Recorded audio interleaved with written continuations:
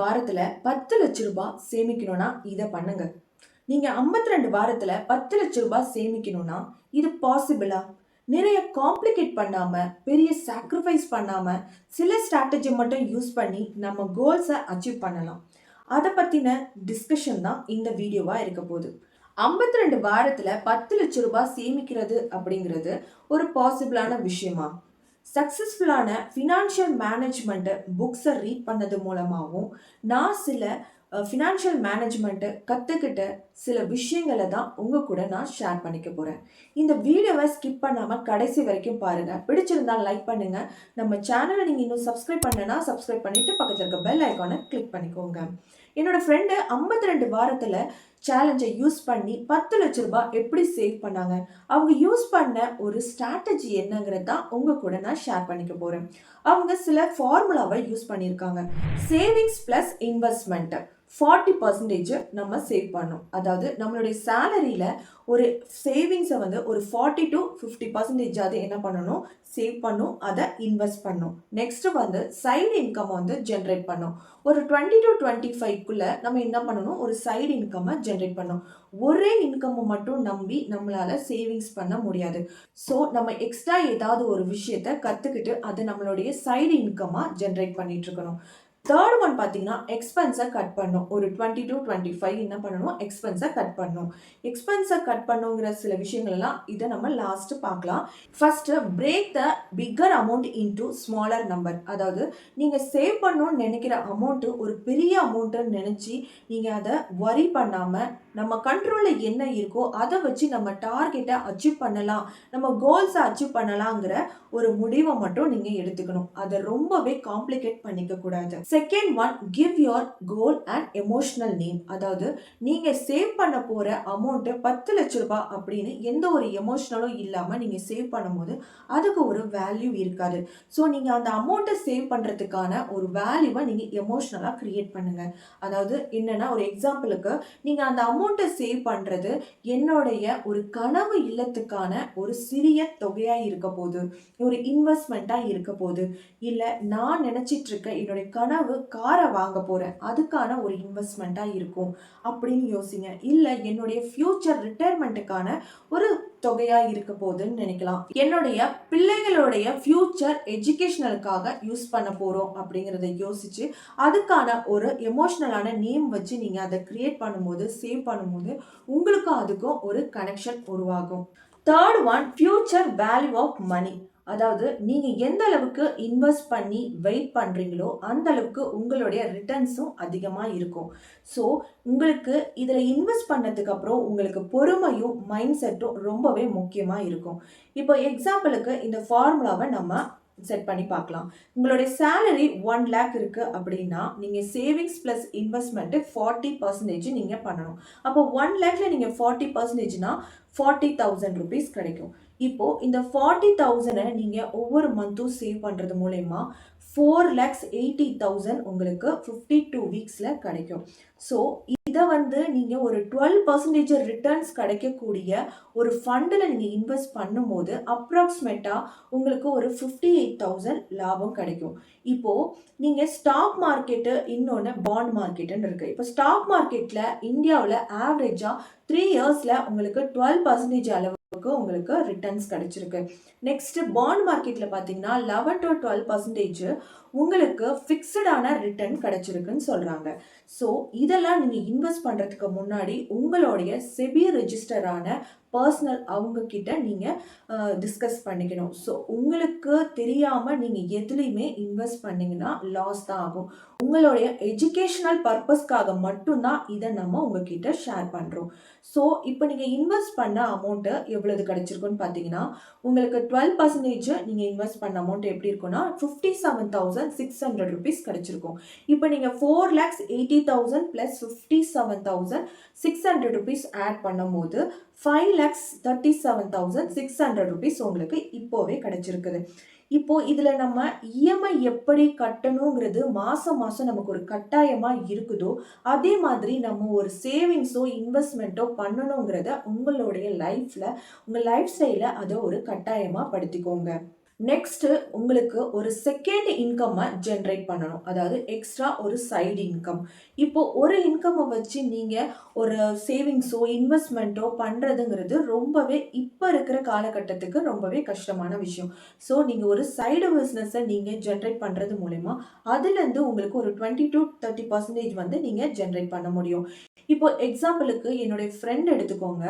அவங்களுக்கு ஒரு classical dancer.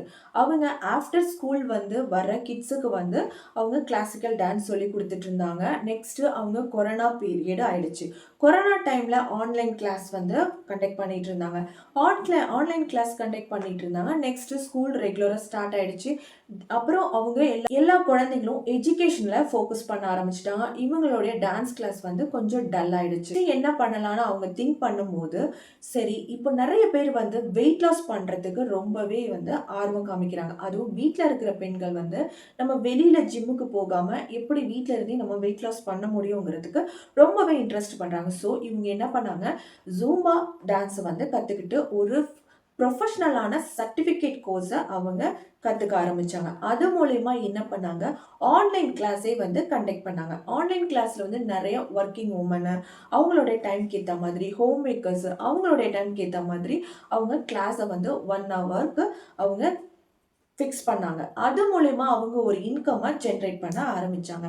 So இந்த மாதிரி நீங்கள் பேக்கிங்காக இருக்கலாம். உங்களுக்கு இதில் என்ன இன்ட்ரெஸ்ட் இருக்குது, என்ன பண்ணால் பணம் நமக்கு வரும், மக்கள் எதை வந்து விரும்புகிறாங்க, அதில் நமக்கு இன்ட்ரெஸ்ட் இருக்குதா, நமக்கு ஃபோக்கஸ் பண்ண முடியுமா அப்படிங்கிற விஷயத்த உங்களுக்கான கேள்விக்கு நீங்களே பதில் அதை கொடுத்து அதுக்கான நீங்கள் கற்றுக்க ஆரம்பிக்கலாம். அதுக்கான விஷயத்தை வந்து ப்ரொஃபஷனலாக கற்றுக்க ஆரம்பித்து நீங்கள் அதை பண்ண ஆரம்பிக்கலாம். ஸோ அது மூலிமா உங்களுடைய இன்கம்மை நீங்கள் ஜென்ரேட் பண்ண முடியும். நெக்ஸ்ட் பார்த்தீங்கன்னா எக்ஸ்பென்ஸை வந்து கட் பண்ணணும். எக்ஸ்பென்ஸை கட் பண்ணுறதுனா rent, EB bill, school fees இந்த மாதிரியான நெசசரியான விஷயத்தில் வந்து நம்மளால் என்ன பண்ண முடியாது, எக்ஸ்பென்ஸை கட் பண்ண முடியாது. இதெல்லாம் ரொம்பவே முக்கியமான விஷயம். ஸோ எதுலெல்லாம் கட் பண்ணலாம் அப்படின்னு பார்த்தீங்கன்னா, சைக்காலஜி ஆஃப் மணி புக்கோட மார்க் அண்ட் ஹவுசல் என்ன சொல்றாங்கன்னு பார்த்தீங்கன்னா, savings equal to income minus ego அப்படின்னு சொல்றாங்க. அதாவது நம்ம சுத்தி பார்த்தோம்னா நம்ம பக்கத்துல என்ன வாங்கியிருக்காங்க, அவங்க என்ன பண்ணிட்டு இருக்காங்க, அவங்க எந்த மாதிரி பொருள்லாம் வாங்குறாங்க அப்படின்னு நம்மளுடைய ஈகோக்காகவும் நம்ம மற்றவங்க கிட்ட ஷோ ஆஃப் பண்ணணுங்கிறதுக்காகவே நிறைய பொருளை வாங்கி நம்ம சேர்த்து வச்சுக்கிறோம். ஸோ அதனால நமக்கு மணி தான் வேஸ்ட் ஆகுது. இப்போ அமேசான், ஃப்ளிப்கார்ட்டு இன்னும் இந்த மாதிரி காமர்ஸாக இருக்கக்கூடிய பொருட்களை வாங்குறதுக்கு முன்னாடி ஜிபே, ஃபோன்பே இந்த மாதிரி விஷயங்கள்லாம் நீங்கள் யூஸ் பண்ணுறதுக்கு முன்னாடி இந்த புக்கில் ஒரு ரூலில் சொல்லியிருக்காங்க, 24 ஹவர்ஸ் ரூல்ஸை வந்து நீங்கள் மெயின்டைன் பண்ணணும் அப்படின்னு. அதாவது நம்ம ஹியூமனோட பிரெயின் என்ன பண்ணுன்னு பார்த்தீங்கன்னா, ஒரு முடிவு எடுக்கிறதுக்கு ஒரு 24 ஹவர்ஸாவது அதுக்கு தேவைப்படும். அப்படிங்கும் போது உங்களுக்கு இது நீடா இது வான்ஸாங்கிறத அந்த பிரெயின் வந்து டிசைட் பண்ணுறதுக்கு ஒரு 24 ஹவர்ஸ் அதுக்கு டைம் கொடுங்க. என் ஃப்ரெண்டு எந்த மாதிரி விஷயங்களை ஃபார்முலாவை யூஸ் பண்ணி அவங்க எக்ஸ்பென்ஸை கட் பண்ணாங்கன்னு பார்க்கலாம். ஃபுட்டு டெலிவரி, அப்புறம் வெளியில் போய் சாப்பிட்றது. இது ஃபஸ்ட்டெல்லாம் 5000 ரூபாய்க்கு, அதாவது மாதம் 5000 ரூபாய்க்கு செலவு பண்ணிட்டு இருந்தாங்க. இதை விட ஜாஸ்தி கூட ஆகிட்டு இருக்கான். இப்போது அவங்க எவ்வளோ செலவு பண்ணுறாங்கன்னா 2000 ரூபாய், பேலன்ஸ் 3000 ருபீஸை வந்து அவங்க சேவ் பண்ணுறாங்க. அப்புறம் ஓடிடி சப்ஸ்கிரிப்ஷன். இப்போ நிறைய ஓடிடியை வந்து நம்ம சப்ஸ்கிரிப்ஷன் பண்ணி வச்சுருப்போம். ஆனால் எல்லாத்துலேயும் போய் ஷோஸு மூவிஸ் பார்க்குறோமான்னு கேட்டால் கிடையாது. அந்த மந்த்துக்குள்ள அமௌண்ட்டு வேஸ்ட்டாக போயிட்டுருக்கும். அதில் அவங்க 1 மந்த்துக்கு 1000 ருபீஸ் வந்து அவங்க செலவு பண்ணியிருக்காங்க. ஆனால் இப்போ அவங்களுக்கு தேவையானதை மட்டுமே சப்ஸ்கிரிப்ஷன் பண்ணியிருக்காங்க. 200 பண்ணிவிட்டு 700 ருபீஸ் சேவ் பண்ணியிருக்காங்க. அடுத்தது ஆன்லைன் ஷாப்பிங். ஆன்லைன் ஷாப்பிங்கில் வந்து 4000 ருபீஸ் வந்து அவங்க பண்ணிட்டு இருந்திருக்காங்க. இப்போ ஆனால் 2000 ரூபாய் வந்து செலவு பண்ணிட்டு பேலன்ஸ் 2000 ரூபாய் அவங்க சேவ் பண்ணிட்டு இருக்காங்க. அடுத்தது எலக்ட்ரிசிட்டி பில். எலக்ட்ரிசிட்டி பில்லை வந்து நம்ம ரொம்பவே சேவ் பண்ணலாம். நம்ம சார்ஜ் வந்து மொபைல் சார்ஜ் போடுவோம், அது சுவிட்சு கூட நம்ம ஆஃப் பண்ண மாட்டோம். அந்த சுவிட்ச் ஆஃப் பண்ணலனாலும் அதுலேருந்து நமக்கு எலக்ட்ரிசிட்டி பாஸ் ஆகிட்டு இருக்குங்கிறது நிறைய பேருக்கு தெரியுதான்னு தெரில. ஆனால் தெரிஞ்சாலும் யாரும் அதை ஆஃப் பண்ணுறது கிடையாது. ஸோ அந்த எலக்ட்ரிசிட்டி பில் மூலமா 3000 ரூபாய் அவங்க செலவு பண்ணிட்டு இருந்தாங்க. இப்போ 1500 ரூபாய் மட்டுமே பண்ணிட்டு பேலன்ஸ் 1500 ரூபாய் சேவ் பண்ணுறாங்க. அடுத்தது டிராவல் பண்ணுறது. யாரும் நம்ம ரிலேஷன் கூப்பிடுறாங்க அப்படிங்கிறதுக்காக சடனாக வந்து கிளம்பி போயிடுறது. அது மூலயமா டீசல் பெட்ரோல் எவ்வளோ செலவாகும். இதே கிட்ஸ் இருந்தோம்னா அவங்களுக்கு வெளியில் ஃபுட்டு, அவங்க ஷாப்பிங் பண்ணுவாங்க, டாய்ஸ் வாங்குவாங்க. இது மூலயமா நிறையவே செலவாகும்.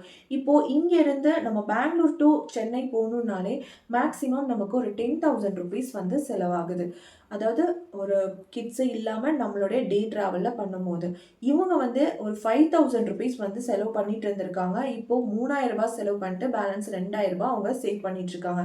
ஸோ இது மாதிரி அவங்க ஒவ்வொரு மந்த்தும் எது எதுலலாம் கட் ஆஃப் பண்ண முடியுங்கிறத அவங்க பண்ணி கட் ஆஃப் பண்ணிட்டு இருந்திருக்காங்க. இன்னும் ஒரு முக்கியமான விஷயம் என்ன பண்ணிட்டு இருக்காங்கன்னு பார்த்தீங்கன்னா, ஸ்பெண்ட் ஃப்ரீ வீக்கெண்ட் சேலஞ்ச். அதாவது மந்த்லி ஒன்ஸ் வீக்கெண்டுக்கு ₹1 கூட செலவு பண்ணாம அவங்க கண்ட்ரோலா இருந்திருக்காங்க. அது மூலியமாவும் அவங்களால ஒரு 2 to 3,000 வரைக்குமே அவங்களால சேவ் பண்ண முடிஞ்சிருக்கு. ஸோ இப்போ சேவிங்ஸ் ப்ளஸ் இன்வெஸ்ட்மெண்ட்டில் நீங்கள் வந்து ஃபஸ்ட்டு 5,37,600 ருபீஸ் சேவ் பண்ணியிருப்பீங்க. இப்போ சைடு இன்கம் மூலயமா ஒரு 1,50,000 நீங்கள் சேவ் பண்ணியிருக்கலாம்.